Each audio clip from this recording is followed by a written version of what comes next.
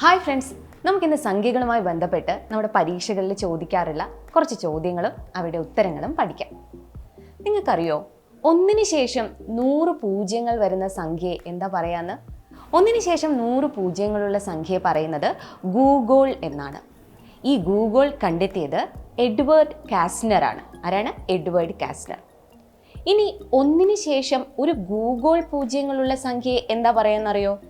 അതിനെയാണ് ഗൂഗോൾ പ്ലക്സ് എന്ന് പറയുന്നത്. എന്താണ് ഗൂഗോൾ പ്ലക്സ്? നമുക്കറിയാം 1729 1729 ഏതാണ് ആ സംഖ്യ? അതാണ് രാമാനുജൻ സംഖ്യ. നമ്മൾ എല്ലാവരും കേട്ടതാണ് അല്ലേ ഈ രാമാനുജൻ സംഖ്യ. ഇനി 3 അക്ക കാപ്രിക്കർ സ്ഥിരസംഖ്യ ഏതാണെന്ന് ചോദിച്ചാൽ അതിനുത്തരം 495. എന്താണ്? 3 അക്ക കാപ്രിക്കർ സ്ഥിരസംഖ്യയാണ് 495. ഇനി 0 ഉൾപ്പെടാത്ത സംഖ്യാസമ്പ്രദായം എന്താണെന്ന് പരീക്ഷയ്ക്ക് ചോദിക്കും. അതിൻ്റെ ഉത്തരവാണ് റോമൻ സംഖ്യാ സമ്പ്രദായം. അങ്ങനെയാണെങ്കിൽ ഞാൻ ചോദിക്കട്ടെ, നമ്മൾ ആറ്റങ്ങൾ എന്ന് കേട്ടിട്ടുണ്ട് അല്ലേ?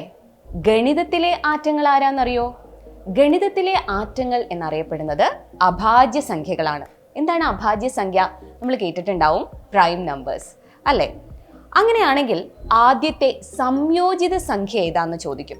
ആദ്യത്തെ സംയോജിത സംഖ്യ എന്ന് പറയുന്നത് 4 ആണ്. അതായത് കോമ്പോസിറ്റ് നമ്പർ, അല്ലെങ്കിൽ നമ്മൾ ഭാജ്യസംഖ്യ എന്ന് കേട്ടിട്ടുണ്ട്. അപ്പോൾ ആദ്യത്തെ സംയോജിത സംഖ്യ ഏതാണ്? 4 ആണ്. ഇനി നിങ്ങൾ അരക്കാൽ എന്ന സംഖ്യയെക്കുറിച്ച് കേട്ടിട്ടുണ്ടോ? ഈ അരക്കാൽ എന്നറിയപ്പെടുന്നത് ഒരു ഭിന്നസംഖ്യയാണ്. ഏതാണ് ആ ഭിന്നസംഖ്യ? 1/8 ആണ്. 1/8 ആണ് അരക്കാൽ എന്ന ഭിന്നസംഖ്യ. പിന്നെ നമ്മളുടെ പരീക്ഷയ്ക്ക് ചോദിക്കുന്ന ഒരു ചോദ്യമാണ്, ഒരു ചെസ് ബോർഡിൽ എത്ര ചതുരങ്ങളാണ് ഉള്ളത് എന്നുള്ളത്, എത്ര സമചതുരങ്ങളാണ് ഉള്ളത് എന്നുള്ളത്. അതിനുത്തരം 204 ആണ്. എത്രയാണ്? 204.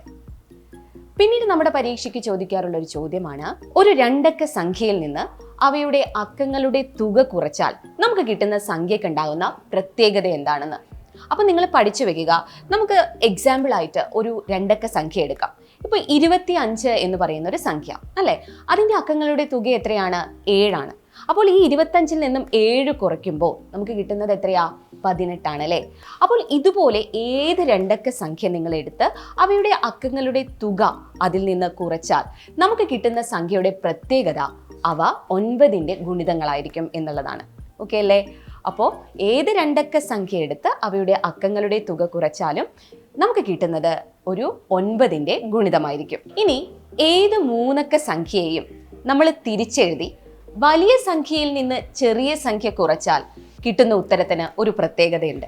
തൊട്ട് മുൻപേ പറഞ്ഞതുപോലെ തന്നെ നമുക്ക് കിട്ടുന്നത് 99ന്റെ ഗുണിതങ്ങളായിരിക്കും. ആദ്യത്തെ അനക സംഖ്യ ഏതാണെന്ന് ചോദിക്കും. ആദ്യത്തെ പെർഫെക്റ്റ് നമ്പർ പഠിച്ചു വെച്ചോളൂ, അത് 6 ആണ്. ആദ്യത്തെ പെർഫെക്റ്റ് നമ്പർ എന്ന് പറയുന്നത് 6 ആണ്. ഇനി നമ്മൾ കുറേ യൂണിറ്റുകൾ പഠിച്ചിട്ടുണ്ട് അല്ലേ? അപ്പോൾ പരീക്ഷയ്ക്ക് ചോദിക്കുന്ന ഒരു ചോദ്യമാണ്, ഒരു പവൻ സ്വർണം അല്ലേ? നമ്മളിപ്പോൾ കേൾക്കാറുള്ളതാണ്, സ്വർണത്തിൻ്റെ വില ഇങ്ങനെ കുതിച്ചു വരികയാണ് അല്ലേ? അപ്പോൾ ഒരു പവൻ സ്വർണം എന്ന് പറയുന്നത് എത്ര ഗ്രാമാണ്? 8 ഗ്രാമാണ്. അങ്ങനെയാണെങ്കിൽ 1 കിലോഗ്രാം സ്വർണം എത്ര പവനാണെന്ന് നിങ്ങൾക്കറിയോ? അത് 125 പവനാണ് 1 കിലോഗ്രാം സ്വർണം എന്ന് പറയുന്നത്. ഇനി അഭാജ്യ സംഖ്യകളെ കുറിച്ച് പറയുമ്പോൾ ആദ്യത്തെ അഭാജ്യ സംഖ്യ ഏതാണെന്ന് ചോദിക്കും. അതിനുത്തരം 2 ആണ്. 1 എന്ന് നമ്മൾ പലപ്പോഴും തെറ്റിക്കാറുണ്ട് അല്ലേ? 1 എന്ന് പറയുന്ന സംഖ്യ ഭാജ്യമോ അഭാജ്യമോ അല്ല. അപ്പോൾ ഇത്രയും കാര്യങ്ങൾ സംഖ്യയുടെ ഭാഗത്തുനിന്ന് നമ്മുടെ പരീക്ഷയ്ക്ക് ചോദിക്കുന്ന 1 വേർഡ് ചോദ്യങ്ങളാണ്. അപ്പോൾ ഇതെല്ലാം നമ്മൾ പഠിച്ചു വെക്കണം. നമ്മുടെ പരീക്ഷയ്ക്ക് തീർച്ചയായും ഈ സംഖ്യകളെല്ലാം ചോദിക്കാറുള്ളതാണ്. അപ്പോൾ ഒന്നുകൂടെ നമുക്ക് റിവൈസ് ചെയ്യാം. ഗണിതത്തിലെ ആറ്റങ്ങൾ എന്ന് പറയുന്നത് ആരായിരുന്നു? പ്രൈം നമ്പേഴ്സ് അല്ലേ? അഭാജ്യ സംഖ്യകളാണ്. അതുപോലെ തന്നെ 3 അക്ക കാപ്രിക്കർ സ്ഥിരസംഖ്യ എന്ന് പറയുന്നത് ആരായിരുന്നു? 495. അതുപോലെ രാമാനുജൻ സംഖ്യ മറക്കരുത്, 1729 ആണ് രാമാനുജൻ സംഖ്യ. അപ്പോൾ ഇത്രയും കാര്യങ്ങൾ ഓർത്തു വെച്ചോളൂ, പഠിച്ചോളൂ. നിങ്ങൾക്ക് എന്തായാലും 1 മാർക്ക് ഉറപ്പിക്കാം.